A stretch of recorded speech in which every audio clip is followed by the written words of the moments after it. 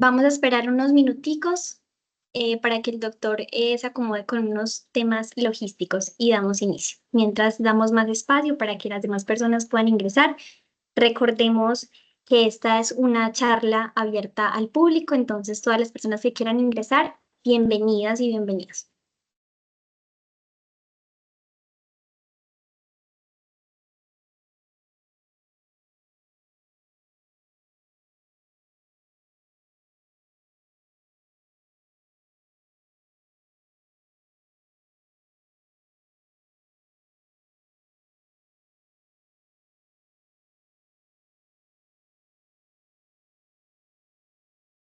Gabriela, ¿me escuchas ahí? Sí, doc, perfecto. Oh, ok, cuéntame si me escuchas mejor ahí o... A ver. o- Te escuchas, pero como con bajito volumen, doc.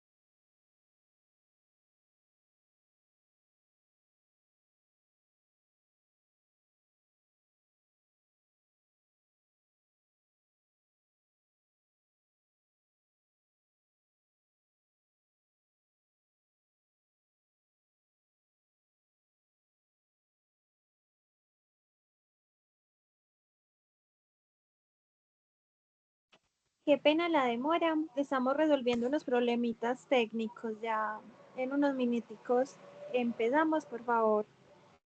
Paciencia.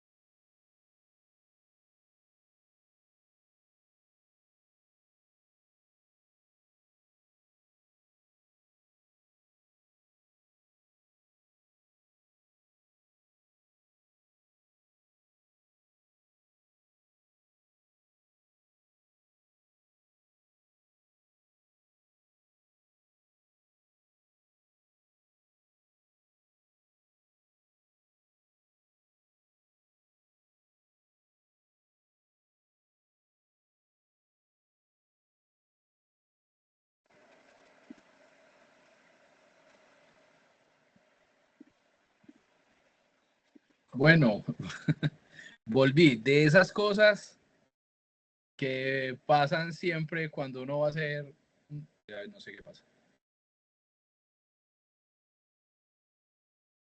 Tranquilo, Doc. Ahora sí lo estamos escuchando. Bueno, espérate, yo comparto mi presentación. Ok, Gabriela, cuéntame si la estás viendo ahí. Sí, Doc, se ve perfecto. Bueno, pues lo que veo es que la cámara se está desactivando. Ahí ya se activó. Listo, perfecto, muy bien. Bueno, muy bien. Entonces, bueno, bienvenidos, ¿cierto? Bienvenidos a esta actividad académica. Sí. Primero que todo, pues, obviamente agradecer a todo el grupo pues, de interés en pediatría por permitirme estar con ustedes la noche de hoy. Quisiera empezar diciéndoles algo. Ustedes sabían que en la actualidad se consume más vapor que cigarrillo. Yo sé que todos lo sabían, pero que es una tendencia a nivel mundial y que realmente se ha vuelto una epidemia el consumo de sustancias psicoactivas y el consumo, por ejemplo, de los vapers entre adolescentes y niños, lo cual es una situación demasiado preocupante en todo el mundo y en todos los contextos académicos. Entonces, efectivamente, el consumo de sustancias es una problemática muy actual. Ese es el nombre de la charla para el día de hoy. Ya les contaron, mi nombre es Jorge Marín, soy médico especialista en toxicología clínica. Probablemente algunos de ustedes ya me conozcan o hayan sido estudiantes víctimas, digo estudiantes míos, ¿sí? Me molesta que... Bueno, cuando yo le dije cuando la doctora Gabriela me contactó y me pidió que diera esta charla, yo le dije, listo, claro, sí, de una, no hay ningún problema. Pero inmediatamente dije, Dios mío santos, se me chispoteó, sí, ya la mayoría no conocen al chavito, pero se me chispoteó. Varias razones. La primera razón es que existen una cantidad muy importante de sustancias, cada vez son muchísimas más. Entonces, hablar de sustancias psicoactivas y especialmente en una población joven se vuelve a veces un problema, porque son muchísimas las sustancias que están implicadas. Esto hace que sea muy complicado a veces hacer un abordaje. Por consiguiente, quiero hablarles de generalidades, algo de epidemiología, indudablemente, y hablaremos un poco de estas cuatro sustancias, perdón, las cuales les explicaré por qué hablaremos de ellas. Inicialmente, decir, ¿cierto?, qué es una droga, y una droga es toda sustancia que introducida en el organismo vivo puede modificar una o varias de sus funciones. Esto es una definición muy vieja de la Organización Mundial de la Salud, por allá en la década de los 60, ¿sí? Se hizo esta primera definición. Posteriormente aparece como qué es una droga de abuso, y es aquella sustancia de uso no médico con efectos psicoactivos capaz de producir cambios en la percepción, en el estado del ánimo, en la conciencia, en el comportamiento, y obviamente que sea susceptible de ser autoadministrada. Eso es muy importante. Esto es muy importante porque si una sustancia psicoactiva no se puede ser autoadministrada, pues no se puede clasificar como tal. Tiene que la persona buscarla, usarla y demás.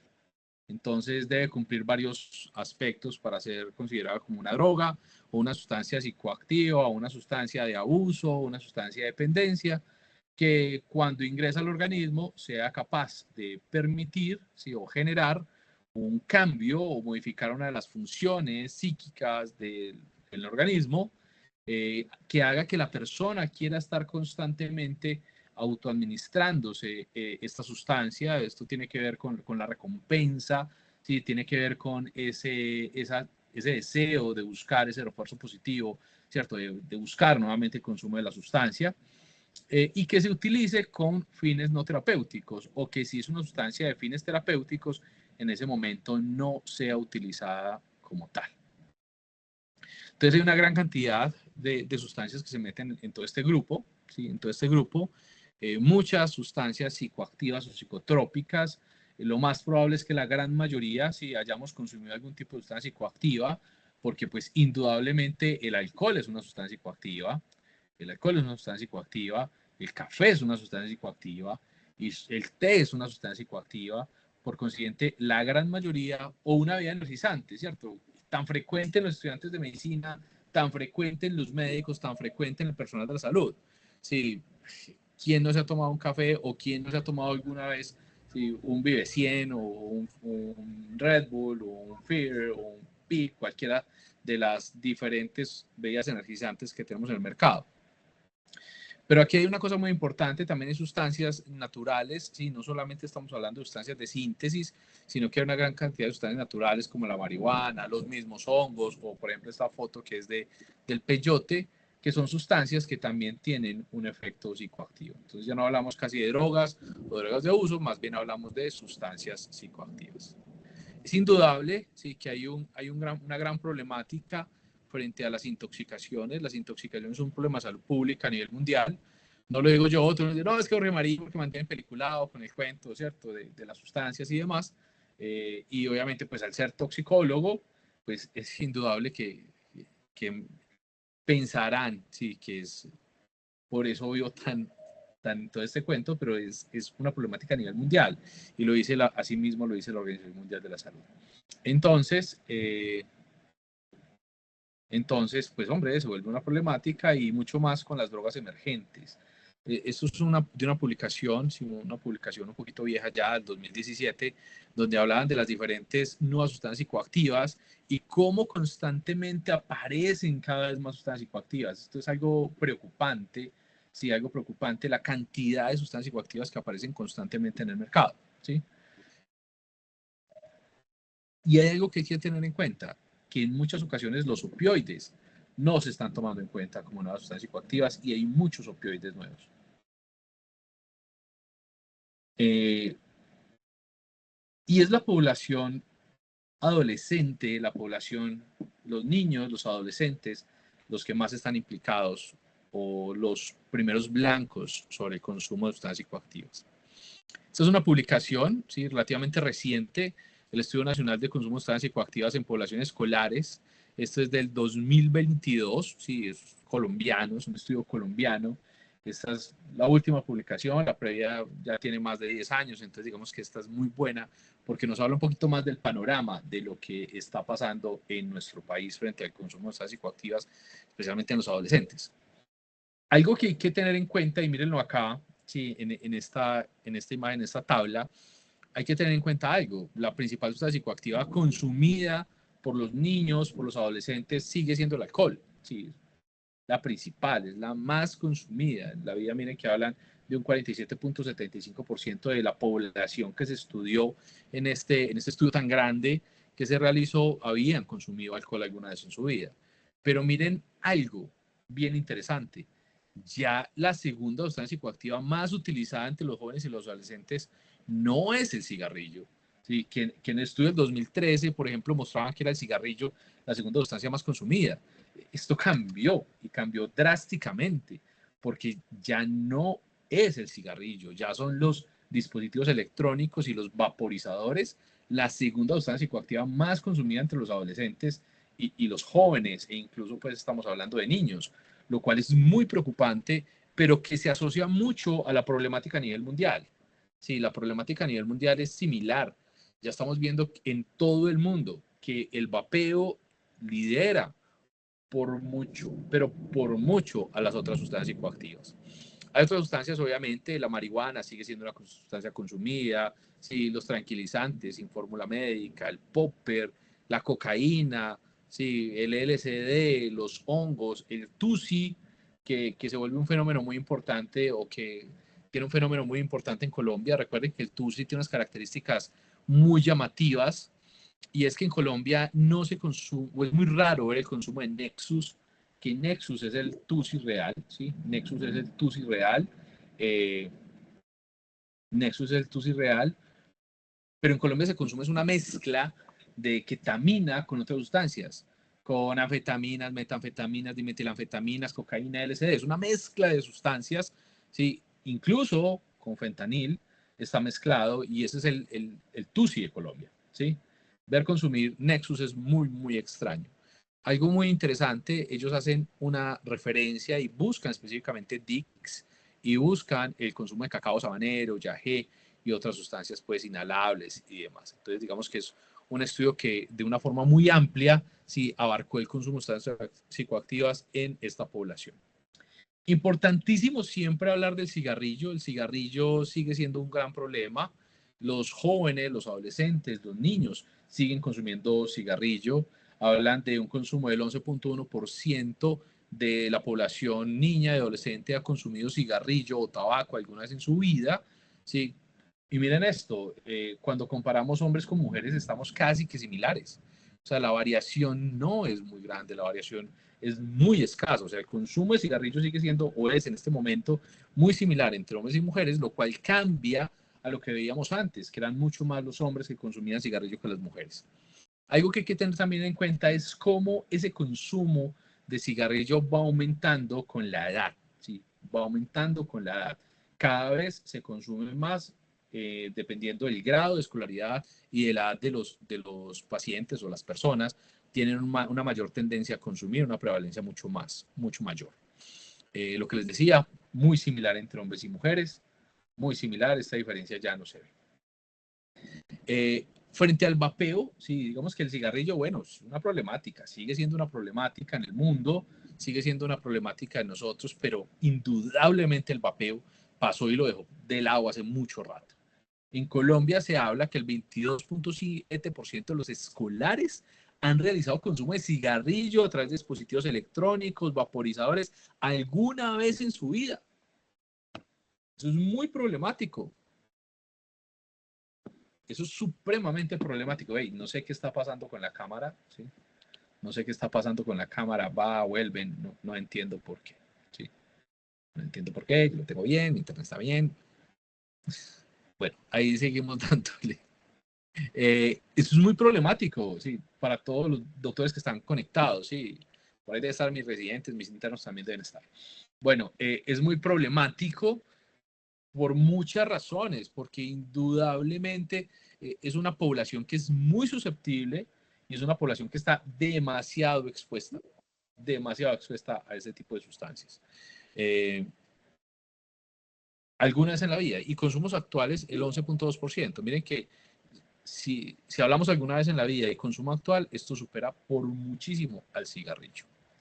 También, teniendo en cuenta, entre mayor edad, mayor consumo.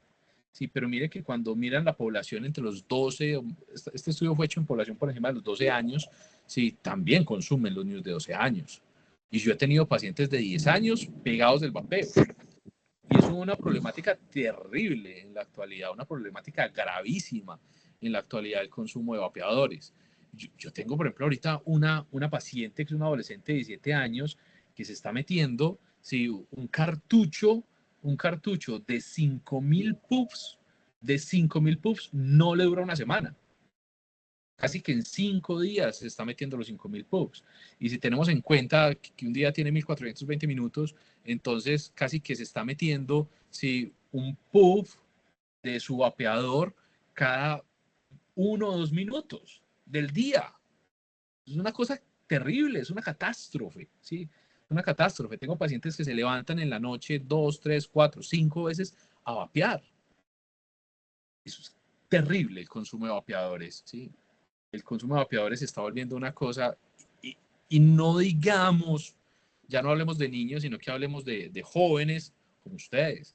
Para mí es muy problemático y a mí me genera muchísima inquietud ir a la universidad cooperativa, ir a Bolivariana, sí, estos días estuve por allá en el CES, sí, ir a cualquier universidad y encontrar cómo los estudiantes de medicina vapean todo el tiempo, a toda hora, constantemente lo están haciendo.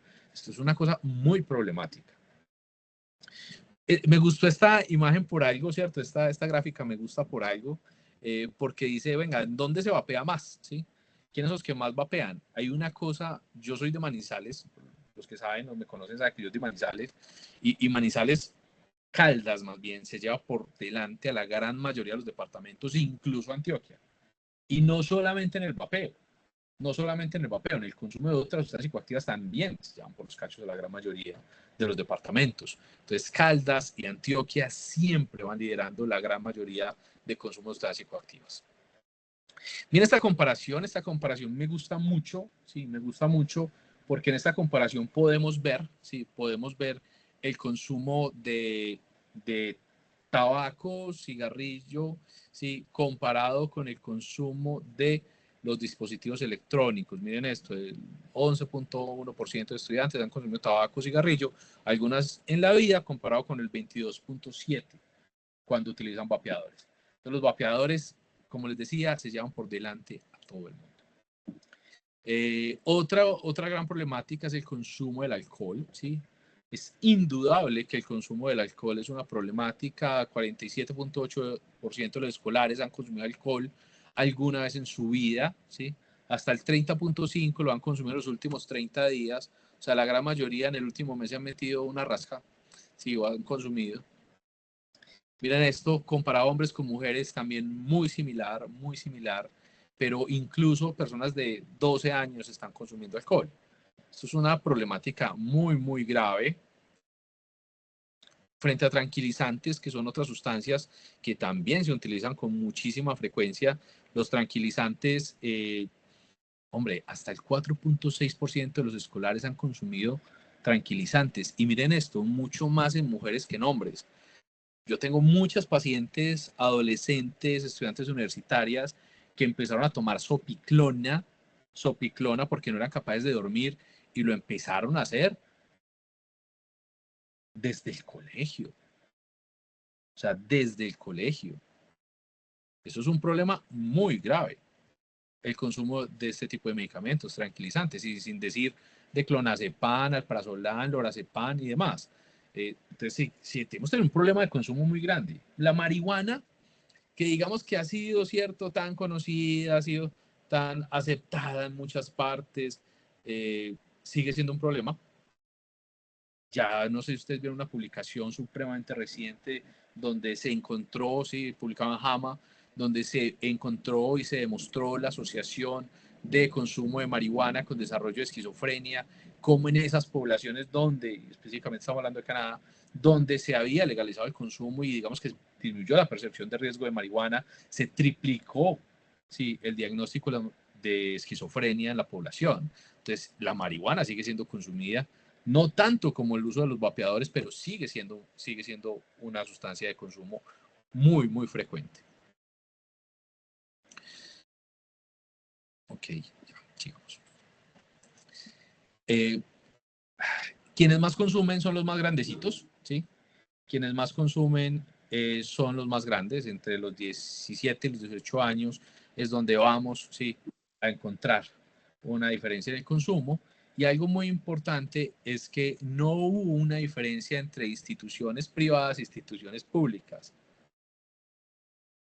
Eso es muy llamativo, ¿cierto? Eso es muy llamativo. Porque no, que es que en los públicos consumen más que en los privados. No, es similar. es similar el consumo. Eso, pues digamos que ese estigma que se tenía en las entidades públicas ya no es un estigma, nada, eso es igual en cualquier tipo de población. Bueno, miren esto, ¿cierto? Frente al consumo de marihuana, miren, solamente Vaupés está por delante de Caldas. Obviamente hay que tener en cuenta cuánta población hay en Vaupés, ¿cierto? Pero miren, Caldas sigue liderando por delante de Antioquia, cuando siempre habíamos dicho que Antioquia es donde más se consumía marihuana, pero resulta que no, ¿sí? Resulta que no. Los poppers, sí, siguen siendo una sustancia que se consume. Antes, digamos que se habló mucho más del consumo de poppers, mucho más que en la actualidad, ¿sí? Mucho más que en la actualidad. Ya no es tan frecuente como fue hace unos 10 o 15 años. Ya no es tan frecuente, y la verdad ya no es tan frecuente, pero pues sigue habiendo consumo de poppers. Asimismo, sigue habiendo consumo de cocaína, ¿sí? Sigue habiendo consumo de cocaína. 1.5, 1.7% de los escolares han declarado haber consumido cocaína alguna vez, ¿sí? Alguna vez en su vida, lo cual sigue siendo preocupante. Y miren esto, ¿sí? Lo que les decía, el fenómeno del TUSI, el fenómeno del TUSI en Colombia es muy llamativo. ¿Por qué? Porque en Colombia no se consume Nexus, se consume es esta mezcla de sustancias, ¿sí? Es esta mezcla de sustancias. Y otra sustancia de la que no se habla con tanta frecuencia, pero que realmente genera un problema, eh, son los DICs. Yo la primera vez que escuché o hablé de DICs fue con mi hermano, ¿cierto? Mi hermano cuando estaba en la universidad tuvo, digamos, unas personas le ofrecieron DICs. Entonces estuvo ahí como un encontrón con las personas que le ofrecieron DICs y le dijeron, venga, sí, que esto es muy bueno. Y me preguntó qué eran los DICs. Y yo tenía ni la más mínima idea, ni la más mínima idea, cuando ya después me puse a mirar y efectivamente me di cuenta que es una sustancia bien problemática y que los adolescentes especialmente consumen con mucha frecuencia. Miren esto y les llamo la atención frente a que en esta publicación no se habla del consumo de los opioides. No se habla del consumo de los opioides. Esto, espérenme un momento que estoy tratando de solucionarlo de la cámara.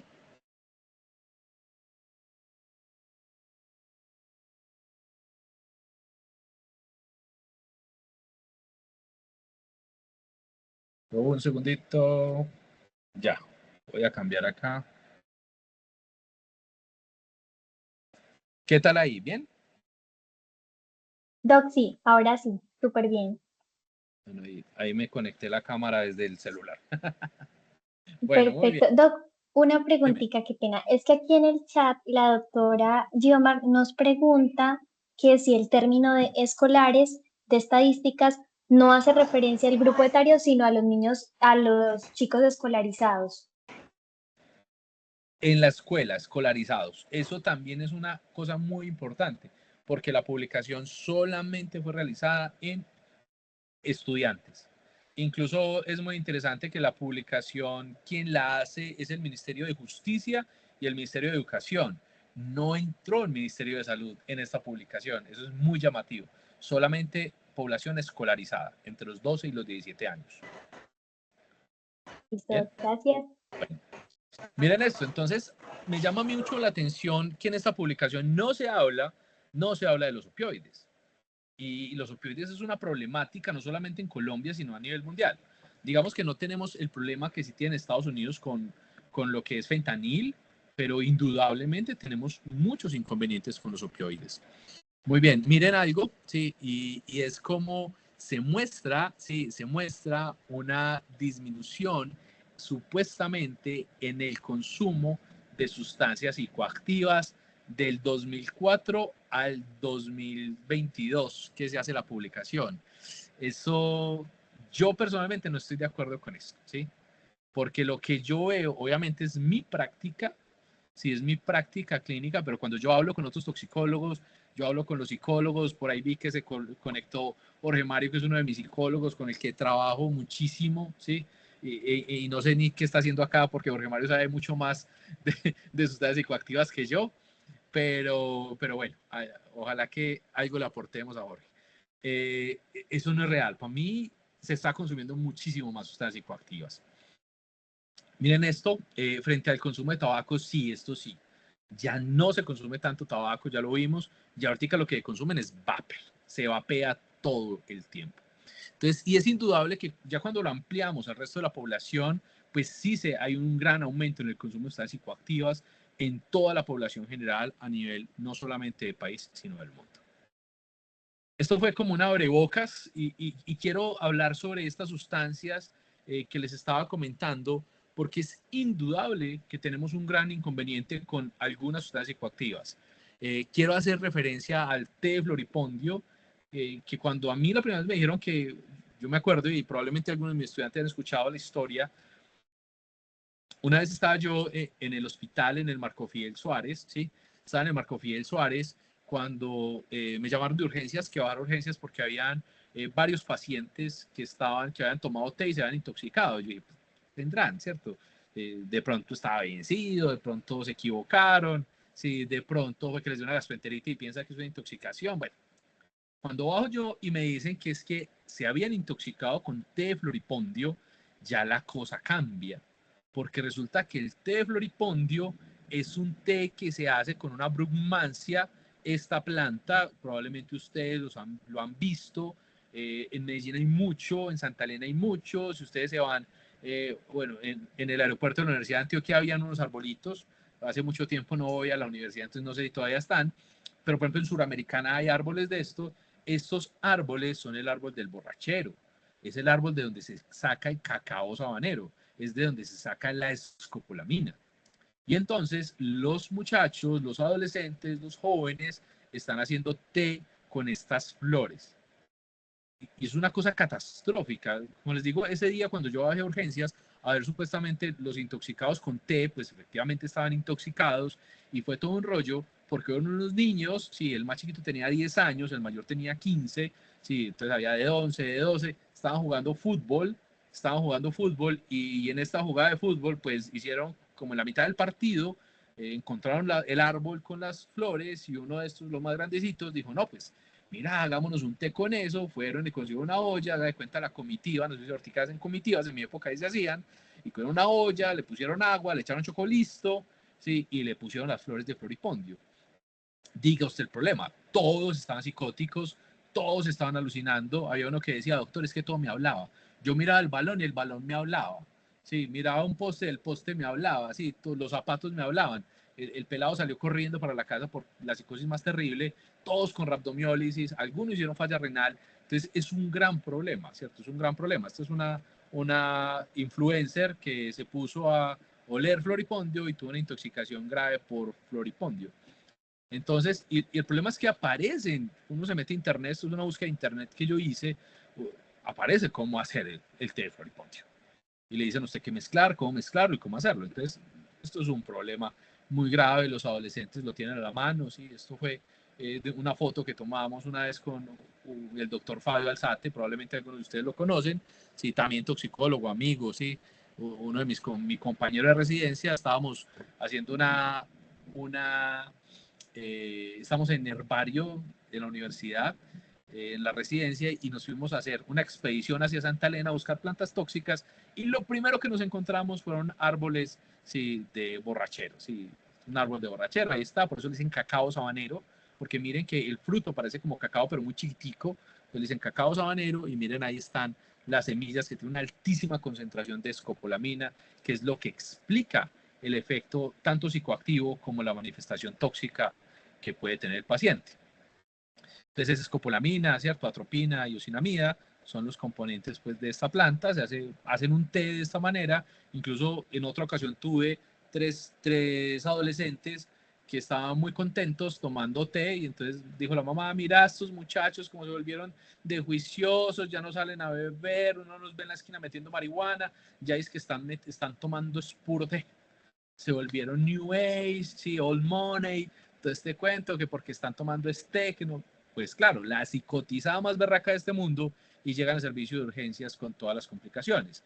porque resulta que la escopolamina se absorbe especialmente por vía digestiva, todos lo sabemos, por vía inhalatoria muy escaso, difícil, volatilizarlo es muy, muy complicado, por vía dérmica una gran para fricción para lograr una absorción, pero por vía digestiva es supremamente buena la absorción y es un té que tiene unas altas concentraciones de escopolamina. Obviamente la escopolamina tiene unas dosis tóxicas en una planta, entonces es muy complicado determinarlas, supremamente complicado determinarlas. Entonces, uno no sabe si este paciente tuvo una dosis tóxica o incluso podría llegar a tener una dosis que podría estar metido en lo letal. Entonces, recuerde que el paciente siempre tendrá unas manifestaciones que son progresivas, ¿sí? Que van presentando manifestaciones anticolinérgicas hasta que puede incluso entrar a hacer un coma, hacer convulsiones, un paro cardíaco, un paro cardiorrespiratorio. O sea, la intoxicación por escopolamina realmente es muy complicada y realmente puede generar grandes secuelas en el paciente, incluso la muerte. Eso es algo que hay que tener en cuenta y hay que explicarle a los jóvenes que no solamente es digamos, el efecto psicoactivo que puede tener, sino las complicaciones asociadas. E indudablemente yo he tenido pacientes con arritmias, he tenido pacientes con convulsiones y he tenido pacientes con otro tipo de alteraciones graves asociadas a la intoxicación por escopolamina. ¿Cómo se puede encontrar? Sí, realmente sí se puede hacer un laboratorio para encontrar escopolamina, muy difícil, muy pocos laboratorios tienen la técnica instaurada, digamos, estandarizada, muy poquitos laboratorios. Medicina legal lo tiene, pero solamente para acciones médico-legales. Por consiguiente, uno como clínico no tiene en la mayoría de los casos la posibilidad de hacer la evaluación de la escopolamina. Entonces, ¿qué nos queda? Pues la clínica, obviamente, lo que nos va a mandar y lo que nos va a decir. Muy importante las secuelas, y esto también hay que dejárselo claro a los jóvenes. Yo he tenido pacientes con psicosis y con demencia escopolaminérgicas. El paciente que sube intoxicación por escopolamina, recuerden que cuando a alguien le dan escopolamina, le dan es una mezcla, una burundanga, ¿cierto? Una mezcla de sustancias. Esto viene escopolamina, pero también viene benzodiazepinas. Lo que más se usa ahorita son medicamentos Z, es lo que más se usa. Yo hace mucho tiempo, ocasionalmente veo un paciente que los tóxicos en orina me sale benzodiazepinas en una introducción por escopolamina, ocasionalmente, sí, pero en casi todos sospechamos medicamento Z. Entonces, digamos que cuando a alguien le dan burundanga esa mezcla, eso tiene escopolamina, pero tiene muy poquito. Pero si un muchacho coge y se hace un té, ¿cierto? Un té de floripondio y se lo toma, eso tiene unas concentraciones supremamente altas y ahí tiene un altísimo riesgo de hacer un estrés postraumático, hacer una psicosis severa y hacer demencia escopolaminérgica. Empiezan con olvidos frecuentes y terminan con una demencia. Por eso todo paciente que tuvo una intoxicación por escopolamina o una intoxicación por un té de floripondio no solamente necesita la evaluación por toxicología, sino que también necesita una evaluación psiquiátrica. Bueno, ¿cuál es el tratamiento de una intoxicación por escopolamina? Digamos que es sencillo, realmente vamos a hacer medidas de descontaminación. Recuerden que el lavado gástrico ya no se debería hacer, pero sí poner carbón activado. Importante sonda vesical porque hacen mucha retención urinaria y la retención urinaria les produce malestar y los agita demasiado. Todo obviamente el ABC incluye el electro porque prolongan mucho el QT y pueden tener arritmias. Recuerden que si cursan con hipertermia hay que utilizar medios físicos, no le vayan a dar acetaminofén, no le pongan diclofenaco porque no le va a funcionar, medios físicos y sedación con benzodiazepinas. Sedación con benzodiazepinas es la piedra angular del manejo del paciente intoxicado con escopolamina con manifestaciones graves. ¿Se puede utilizar antídoto? Claro que sí, fisostigmina, puede que es un carbamato, la fisostigmina. Entonces, como tengo un efecto anticolinérgico de la escopolamina, pues le doy fisostigmina que tiene un efecto colinérgico y contrarresto pues la manifestación, pero es muy raro ver fisostigmina, supremamente raro, ¿sí? Yo realmente lo he utilizado por ahí 2 o 3 veces en todo el tiempo que llevo siendo toxicólogo. Es un problema, no está en los hospitales, a pesar que se debería tener con los carros de paro de cirugía. Es un problema encontrar fisostigmina. Nostigmina no funciona porque no me atraviesa barrera hematoencefálica. Por consiguiente, la única opción que teníamos era fisostigmina. ¿Y en quién lo utilizaríamos? En paciente que está en coma, intoxicado con escopolamina, que se toma el té de floripondio, que tuvo las alucinaciones, pero que siguió progresando hasta que llegó a coma. A ese paciente le puedo poner fisostigmina. O el paciente que tiene convulsiones que a pesar de las benzodiazepinas, a pesar del ácido valproico endovenoso, no me mejora, le podría poner la fisostigmina.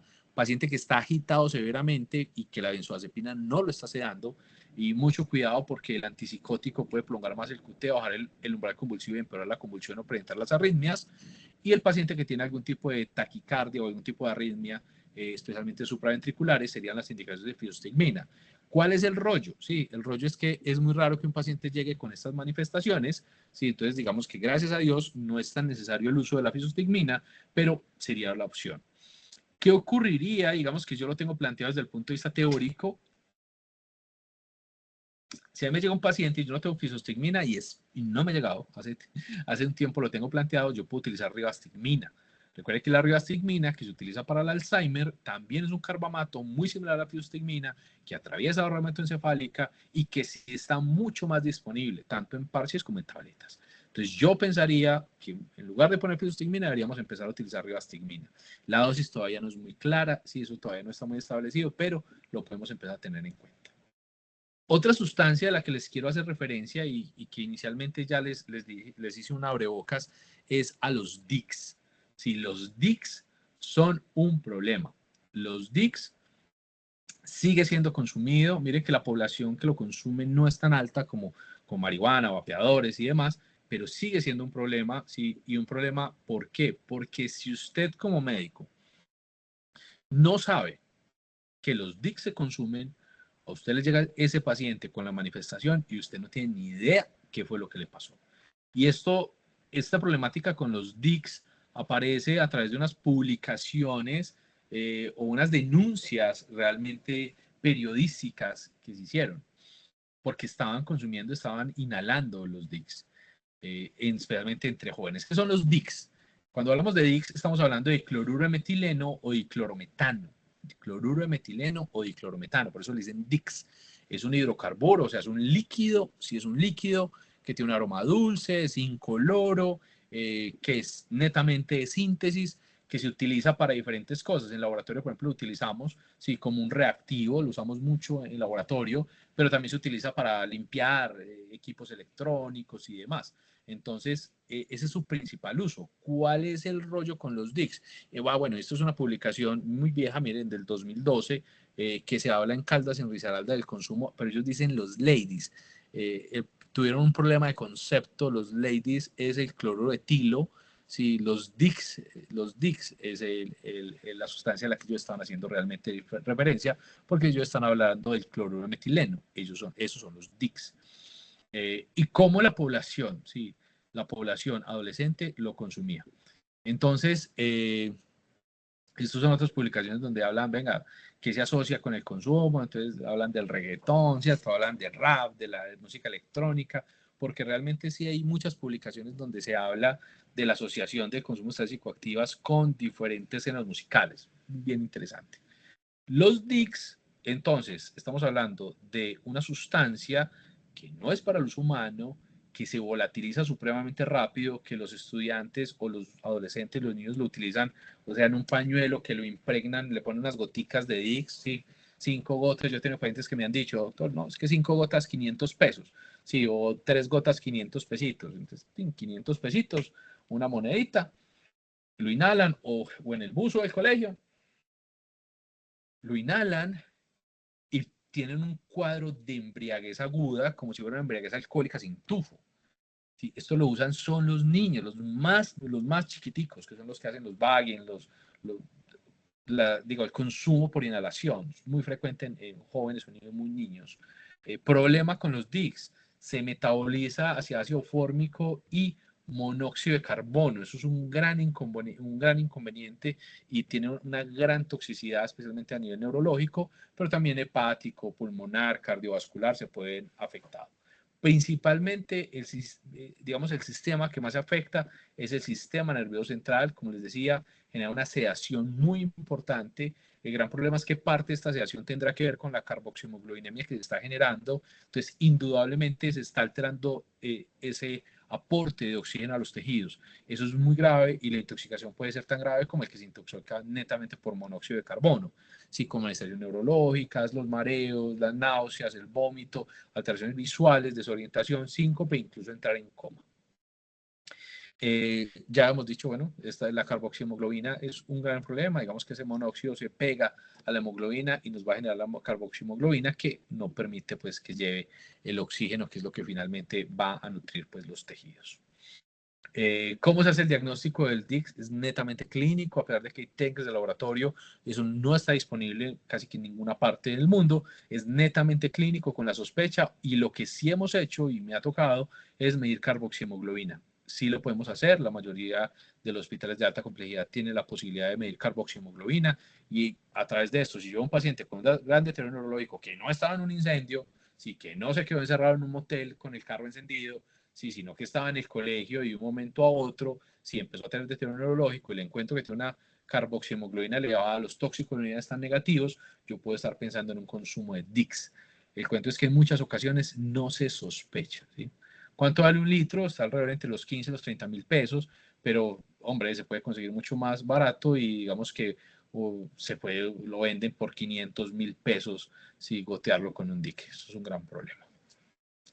Otra de las sustancias que les quiero hablar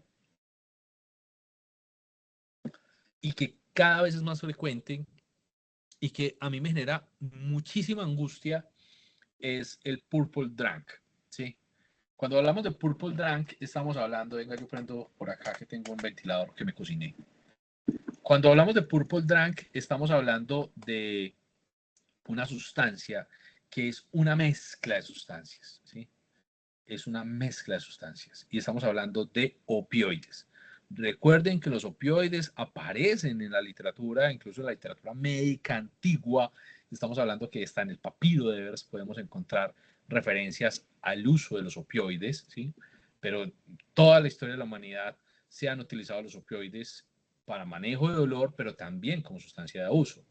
Y mire, por ejemplo, esto es de heroína. Sí, la heroína hace más de un siglo, siglo y medio, se utilizaba para la tos. Sí, antes de darnos cuenta que efectivamente había un gran inconveniente y un gran problema de adicción. Y en la actualidad tenemos un problema muy grande con los opioides de uso médico. Es una cosa catastrófica en el mundo.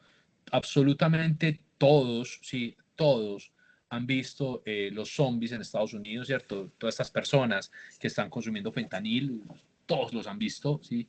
Eh, y es verdad, o sea, cuando uno ve a esta gente, uy, pues, o sea, es bien heavy, porque como uno lo ve en televisión o como en redes y que son torcidos, son torcidos, son torcidos. Hace unos días lo hablaba con la profe Linet, sí, probablemente algunos de ustedes la conozcan, ¿cierto?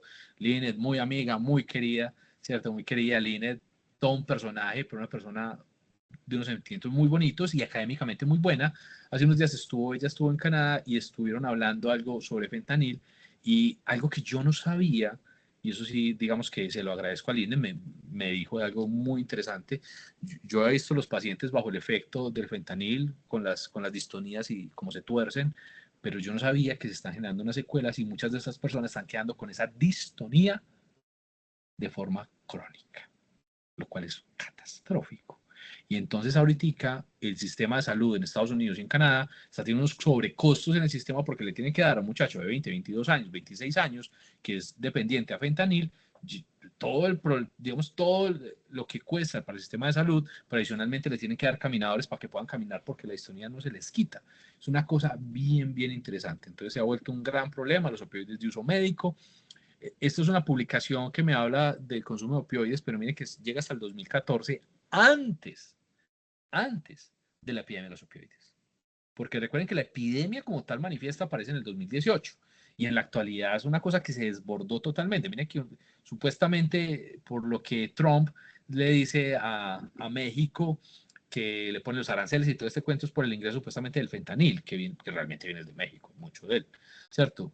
Pero se ha vuelto una cosa catastrófica. Recuerden que el año pasado se murieron, bueno, antepasado se murieron más de 102.000 personas por opioides y más de 85.000 personas solamente por fentanil en Estados Unidos. Yo estoy hablando del mundo, estoy hablando de Estados Unidos. Una catástrofe. Y es indudable que entonces la mortalidad por opioides ha ido en aumento, y miren que esto es para el 2009, es una gráfica, una investigación para el 2009, y va en aumento, y no hablábamos de la epidemia de los opioides. Por eso es la gran problemática, y por eso, si los opioides han vuelto un problema tan grande en todo el mundo. ¿Qué pasa con el purple drunk? El purple drunk estamos hablando de codeína, hidrocodeína. codeína e hidrocodeína, mezcla muy sencillo, ¿cierto? Con spray, con gomitas, sí, con una bebida gaseosa y con gomitas o con cualquier otro dulce, lo mezclan y lo ingieren y lo toman. Ay, doctor, eso no, vea, yo me aterro, me alarmo de la cantidad de pacientes, y estoy hablando de jóvenes de 16, 17, 18, 15 años, que están llegando y que los estoy manejando, no solamente en la consulta, sino hospitalizados en la clínica, que están usando hidrocodeína y usan Purple Drug. Impresionante, impresionante. Con frecuencia voy a unidades, ¿cierto? Hace unos días me invitaron a una unidad de unos amigos y fui a la unidad y me pasó algo que ya me había pasado aquí en mi unidad, y era que cuando entré a la unidad iba a parquear el carro, sí, allá donde mi amigo, vi unos pelados, ¿cierto? No sé, eran como 3 hombres, ¿cierto? Y como 2 o 3 niñas también, en uno de los parquecitos de la unidad, ¿sí? Sentaditos ahí hablando, echando cuento, cuando, bien, yo vi que estaban tomando gaseosa, tenían una gaseosa ahí, un paquete de gomas y una bolsa de farmacia con un frasco adentro, parecía un frasco. Yo creo que estaban metiendo codeína, hidrocodeína. Y es que yo lo veo, o sea, yo lo veo con muchísima frecuencia. Adolescentes, jóvenes, e incluso yo he tenido pacientes viejos, ¿sí? Un locutor de acá de la ciudad muy conocido, ¿sí? Con una dependencia a la hidrocodeína, se lo tomaba, no lo mezclaba con nada de una, y se tomaba entre 4 y 5 frascos al día de codeína. Tipo, por cada farmacia que pasaba, así, iba y compraba 2 o 3 frascos de codeína, y todo el día tomaba codeína. Entonces se ha vuelto un gran problema, porque pasar usted de la codeína a pasar a otros opioides no hay absolutamente nada. Y lastimosamente, cuando uno hace una búsqueda tan sencilla como en Instagram, encuentra una cantidad de términos que hacen referencia al uso de la codeína. Y esto ha aparecido en muchísimos contextos, ¿cierto? En muchísimos contextos. Diferentes factores, la música, ¿cierto? Diferentes factores, los influencers, sí, hasta Justin Bieber en su época, ya Justin Bieber está, digamos, volvió a estar de moda con lo de Pop Daddy, ¿cierto? Pero hasta Justin Bieber en su época claramente lo decía que él utilizaba Purple Drug. Entonces, digamos que esto se ha vuelto un gran inconveniente, esto no es algo viejo, sino que es algo que sigue siendo relevante y algo que sigue siendo muy actual, el consumo de opioides y las complicaciones que tiene esto, no solamente la adicción, sino la posibilidad de muerte, paro cardiorrespiratorio, convulsiones y demás, porque eso es lo que la gran mayoría de pacientes no ven, ¿sí? No ven cuando están utilizando este tipo de sustancias. Publicaciones todas las que ustedes quieran, y ahí estamos viendo algunas, publicaciones todas las que ustedes quieran sobre el consumo de opioides y especialmente sobre el consumo de codeína, hidrocodeína, Purple Drug como sustancia, especialmente en poblaciones jóvenes.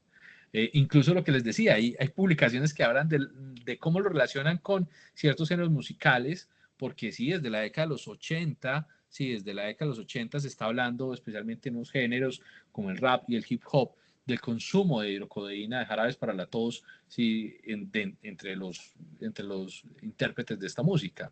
Sí, viene, por ejemplo, una publicación, sí, con su jarabito ahí al lado, y efectivamente una gran dependencia de los opioides, lo que decía Justin Bieber.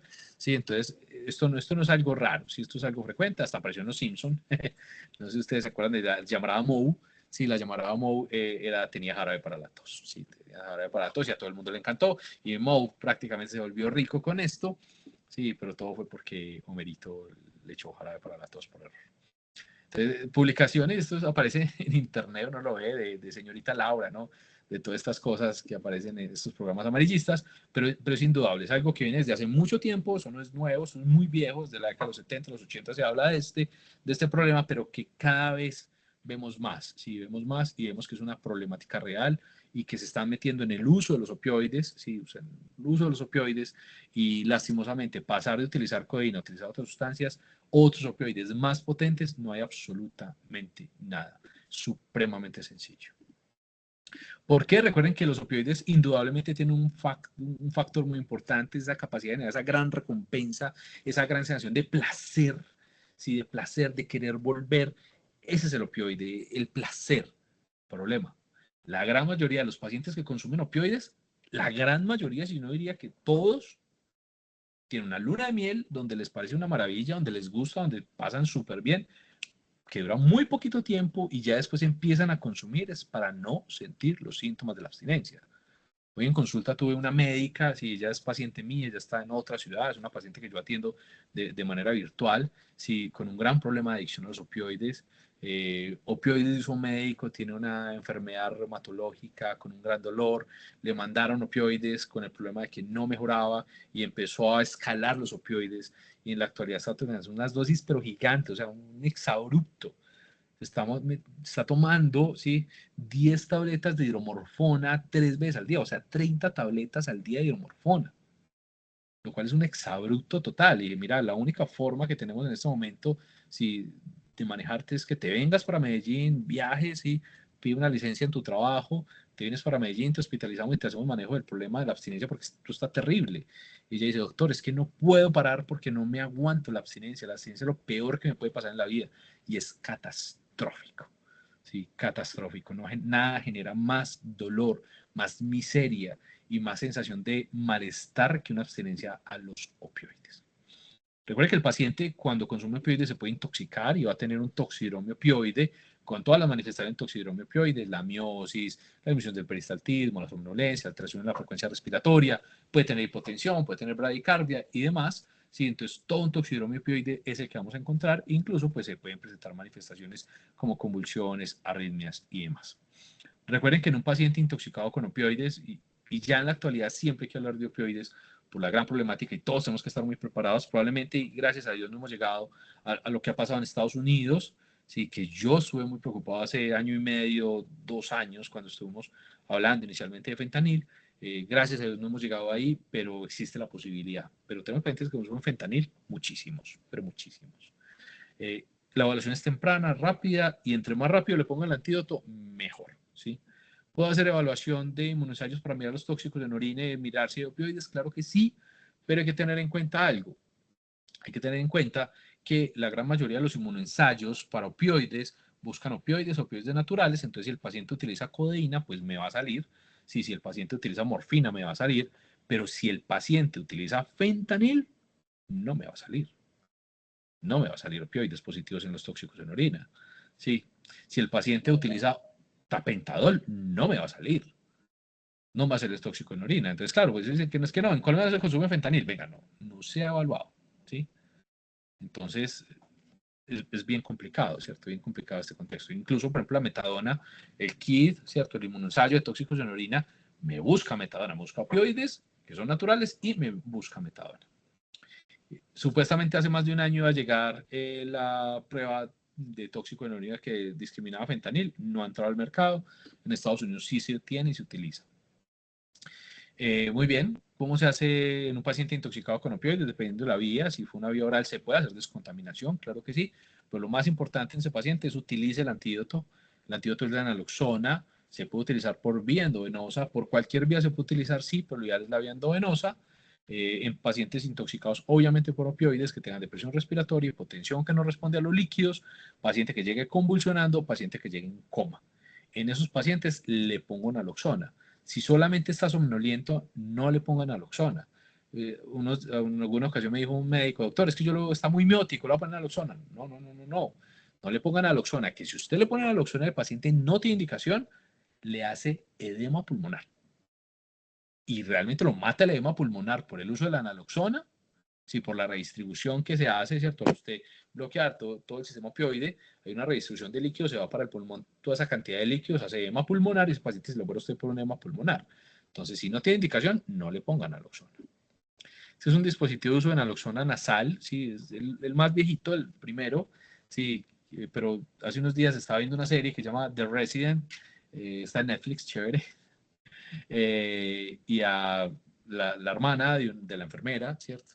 La enfermera, que es la novia del protagonista, consume opioides, tuvo una intoxicación por opioides y ella en la casa le pone la naloxona intranasal. Si en Colombia no lo tenemos, a pesar de que abiertamente y lo he hecho de forma explícita en diferentes contextos que lo deberíamos tener, no lo tenemos, a pesar de que tenemos una gran cantidad de personas que consumen opioides.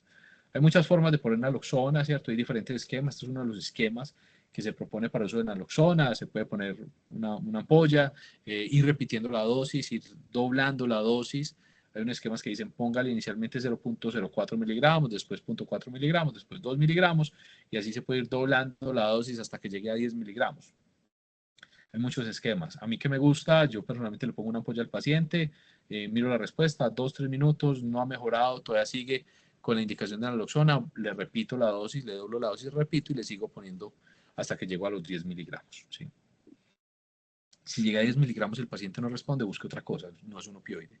La mayoría con la primera dosis de naloxona se despiertan, están bien, sienten que ya no tienen ningún problema. Ese tampoco es el objetivo, tampoco es despertarlos, sino que desaparezca el criterio que me hizo poner la naloxona. Obviamente está en coma, pues que mejore el estado neurológico, ¿no? Pero tampoco es que se despierten y se quieran ir, porque eso es otro gran problema. La naloxona tiene una vida media muy corta y opioides con vidas medias muy largas, por ejemplo la metadona, ¿sí? O el tapentadol, tienen realmente vidas medias relativamente largas, la metadona sí muy larga.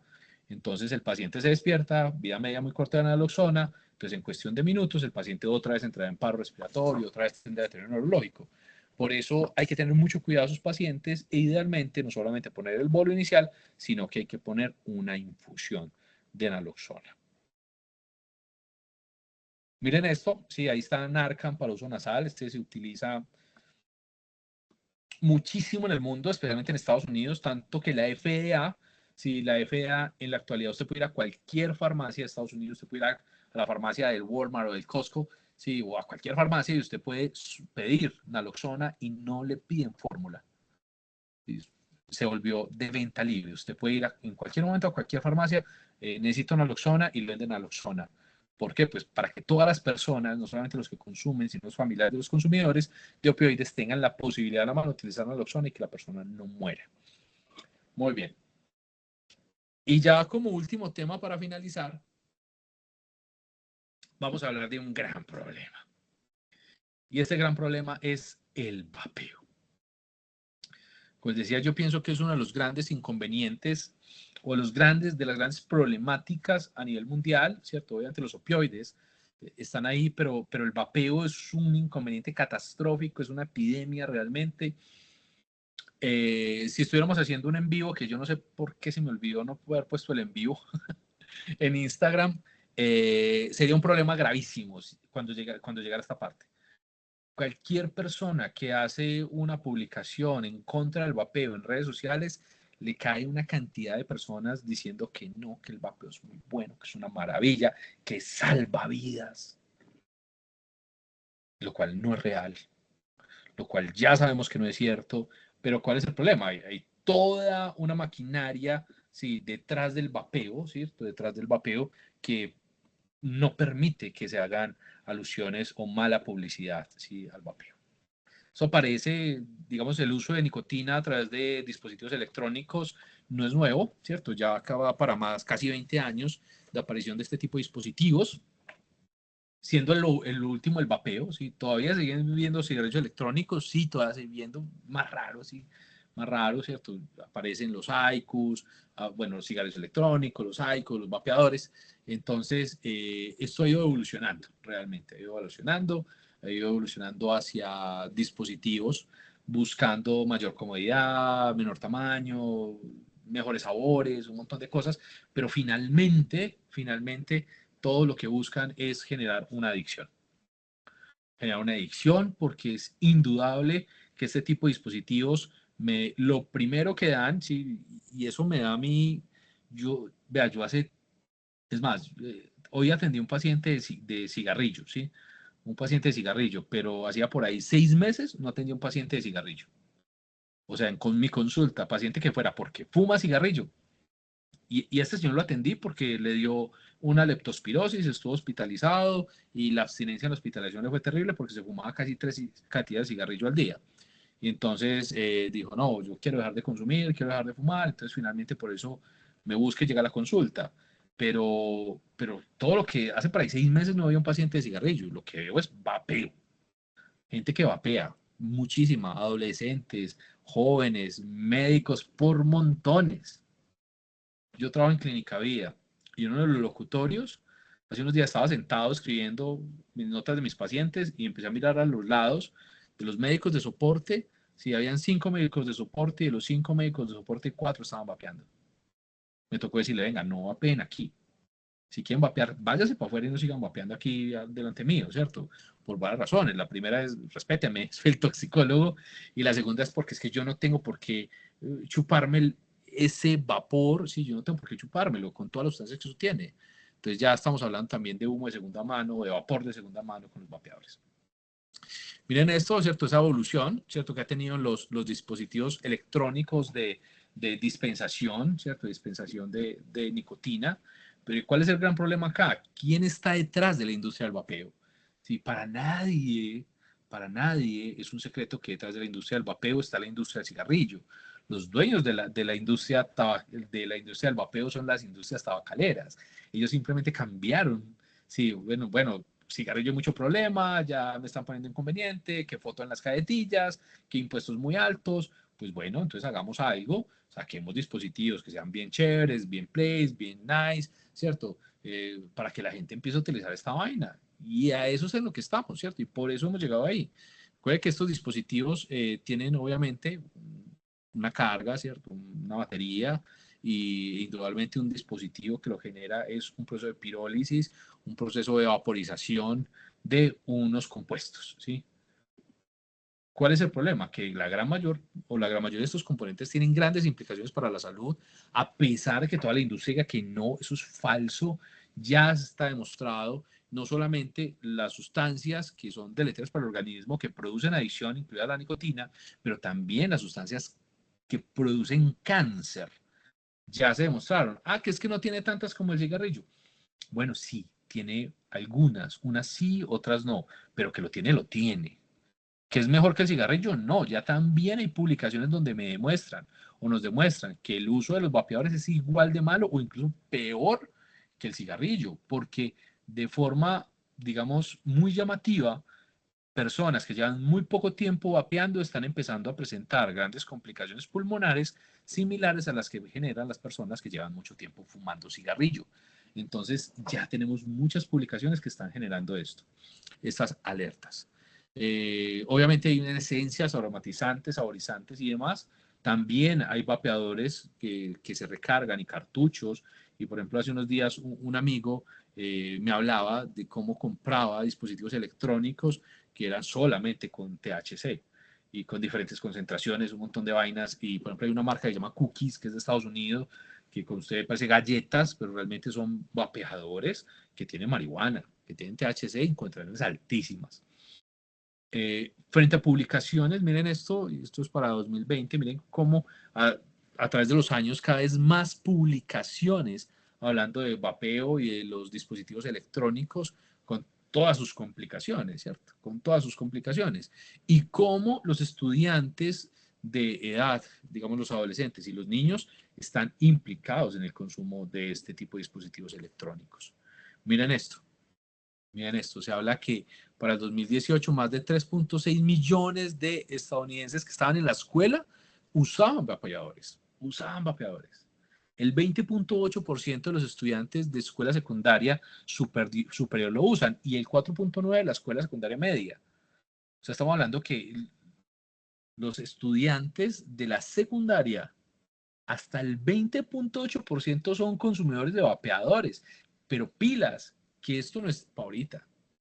Esto no es de hoy.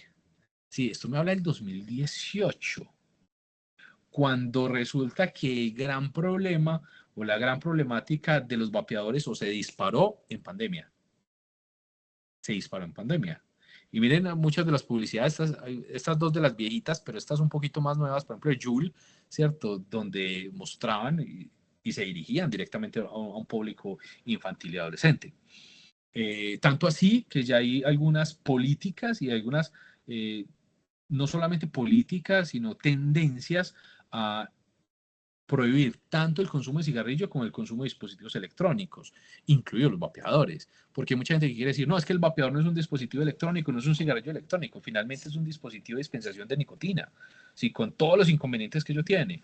Entonces hay cada vez más tendencia y la idea, incluso no sé si ustedes sabían que en este momento en el Congreso de la República está cursando una norma, una ley, ¿sí? Para prohibir el uso de los vapeadores en lugares públicos, así como el cigarrillo. Hacia allá tenemos que ir. Porque si yo me estoy inhalando ese vapor que está vapeando mi amigo, mi compañero que está aquí al lado, pues yo también voy a tener el problema y finalmente voy a terminar teniendo un problema similar al del humo de segunda mano con el cigarrillo. Sí, entonces tengamos muchísimo cuidado. Estamos hablando de una epidemia en niños y en adolescentes. Hay demandas en Estados Unidos donde han demandado sí, a empresas como lo fue Juul, sí, por las implicaciones y digamos por la publicidad engañosa y porque están vendiendo una sustancia que produce adicción y este montón de cosas. El cuento es que hay un gran problema y es que estos dispositivos cada vez son más bonitos, cada vez son más fáciles de llevar, cada vez son más sencillos. Eh, hace unos días, no sé, hace unos días hablamos incluso con Linet también, que en Rappi estaban, uno hacía, eso fue hace como un año, si en Rappi con un pedido que uno hacía como más de 50.000 pesos, una vaina así, le mandaban un vapeador, ¿sí? Le regalaban el vapeador, lo cual es bien tenaz.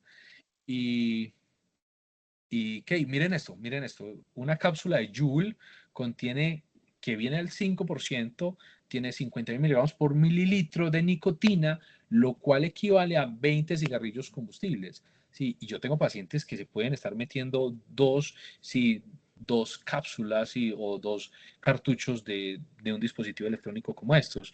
Entonces, la adicción es terrible.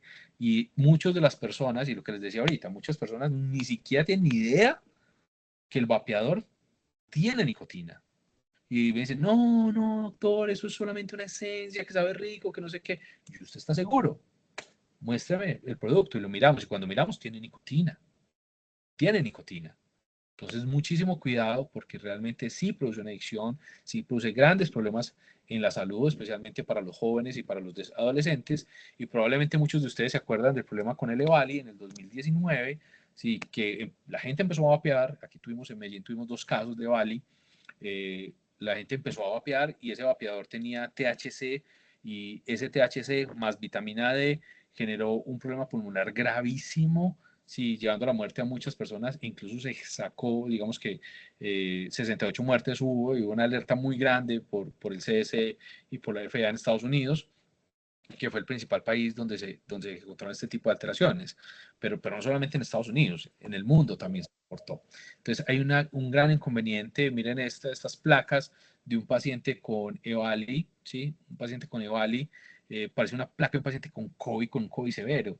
Es una alteración muy, muy, muy, muy complicada a nivel pulmonar, sí, con un gran compromiso pulmonar, sí, un gran compromiso intersticial y finalmente con unas secuelas muy grandes a nivel intersticial. Entonces, miren, hay una placa de un paciente con un COVID severo. Esto es una de las publicaciones que se hizo aquí en Colombia. Sí, un paciente joven, 15 años, tuvo un EVALI asociado al consumo de un dispositivo electrónico.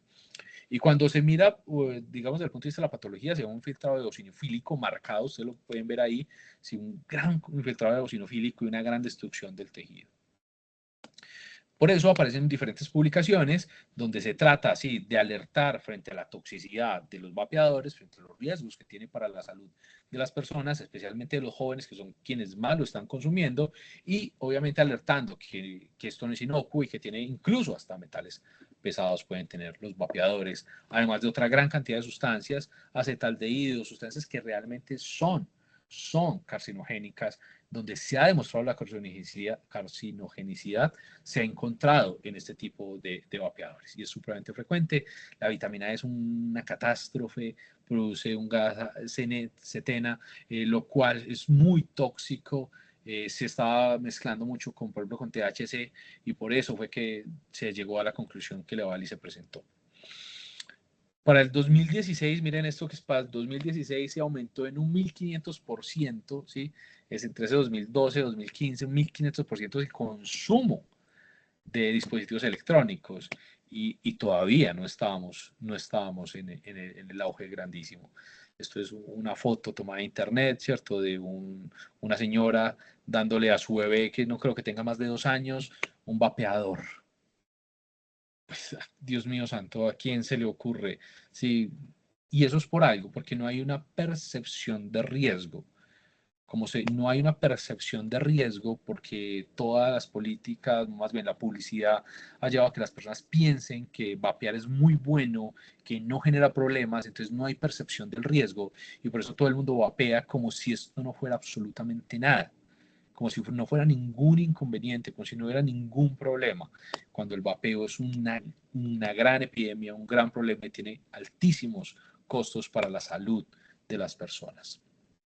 Obviamente también si hay reportes de niños que se toman, ¿cierto?, el líquido o se mastican, si los cartuchos o se mastican este tipo de productos con grandes implicaciones, náuseas, irritación, y todos se acordarán de los grandes problemas con las explosiones de estos dispositivos electrónicos, lo cual también puede ocurrir. Digamos que los vapeadores ya no tanto, no es tan frecuente porque digamos que la carga no es tanta, pero los antiguos dispositivos que eran mucho más grandes tenían una altísima posibilidad de hacer explosión. Resulta que hace un tiempo sí salieron unas publicaciones buscando la asociación entre el uso de vapeadores para dejar de fumar, si realmente funcionaban, el uso de dispositivos electrónicos, y que se encontró que realmente no genera un impacto sobre el consumo de cigarrillo, y por el contrario perpetúa la adicción. Ese cuento de que es menos malo es falso, perpetúa la adicción, no es adecuado, no se debería utilizar en este tipo de terapias. Incluso una publicación en New England Journal donde decía que utilizar dispositivos electrónicos en mujeres embarazadas para que no siguieran fumando, lo cual fue catastrófico y salió en New England Journal.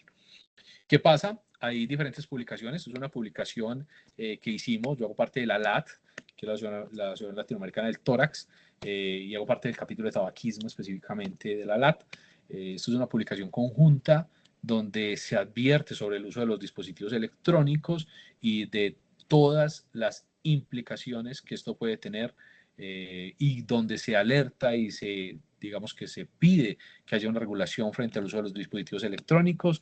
Esta publicación que sale en Circulation en el 2023, que habla del impacto cardiopulmonar de los cigarrillos electrónicos y del vapeo, y esto es un scientific statement. Hay que recordar algo. Recuerden que en la década de los 60, ¿sí?, y esto es de la Asociación Americana del Corazón, ¿sí?, de American Heart Association, una publicación similar salió en la década de los 60 cuando se alertó del problema del cigarrillo. Fue exactamente igual, similar también por ellos. A raíz de eso empiezan a aparecer todas las políticas frente al cigarrillo, y por eso lo hicieron frente al vapeo y frente al uso de los dispositivos electrónicos, porque es una realidad muy, muy similar. Bueno, hay una gran cantidad de personas, ya lo dijimos, que consumen, especialmente jóvenes. Hay publicaciones que me alertan sobre el gran problema y los riesgos en la población pediátrica. Yo he tenido pacientes, yo tengo un paciente de 10 años que vapea, o vapeaba, ¿sí? Este paciente lo que hizo fue que con los compañeritos del colegio juntaron dinero que le daban para el refrigerio. Los papás se juntaban entre varios y compraron un vapeador y se lo turnaban. Entonces un día se lo llevaba uno, otro día se lo llevaba el otro y así. Y se lo turnaban 10 años y ya estaba vapeando. Y los papás fue que se dieron cuenta y montaron la alerta y todo este cuento, y finalmente pues me buscan para hacer la intervención con estos muchachos. También el vapeo con derivados de cannabis es una catástrofe, la adicción a cannabis. Tengo un paciente que usaba un dispositivo que dispensaba THC en altas concentraciones, con una adicción terrible. Se hospitalizó, realmente fue por un episodio psicótico agudo a las altas concentraciones de THC en su dispositivo de vapeo. El tipo no creía, sí, y realmente se hospitalizó por un episodio psicótico agudo donde tenía una rhabdomiólisis, hizo falla renal, entonces no sabía qué era lo que pasaba.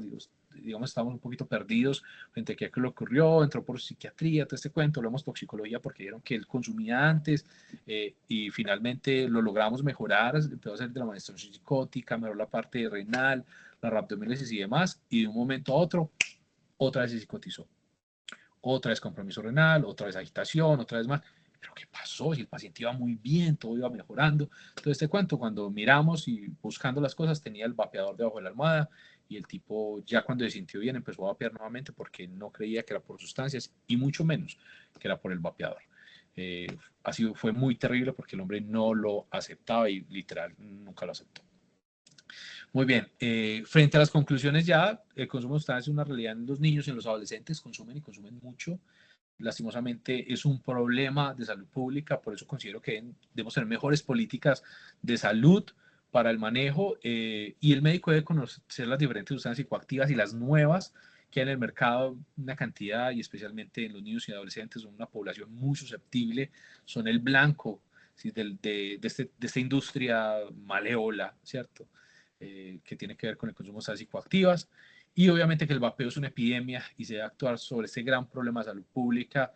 Esperemos que esta ley antivapeo salga adelante y que podamos, digamos, impactar mucho más en una problemática tan grande como lo es el vapeo y el consumo de sustancias psicoactivas, especialmente en la población de niños y adolescentes en el país. Muy bien. Bueno, estas son mis redes, ¿cierto? Mi Instagram, para los que me quieran seguir. Si hago publicaciones con no tan frecuencia, pero voy a empezar a hacer más con mayor frecuencia. Mi número telefónico, todo el mundo sabe que mi número es público, a mi señora no le gusta, pero todo el mundo sabe que es público, me pueden escribir sin ningún inconveniente cuando tengan algún problema. Y bueno, y mi correo, si alguien necesita la presentación, con el mayor de los gustos. Muchas gracias por su atención. Doc, muchísimas gracias, la charla maravillosa. Pues esperábamos que fuera así, entonces muchas gracias. Esperamos si en alguna otra ocasión nos pueda acompañar, pues nos encantaría.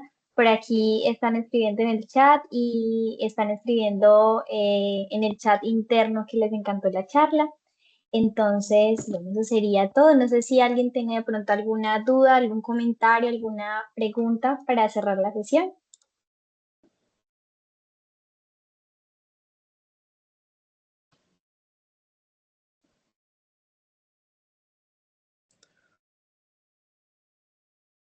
No, por aquí son agradecimientos, entonces, nada, muchísimas gracias, un abrazo y bueno, esperamos vernos ¿No? pronto.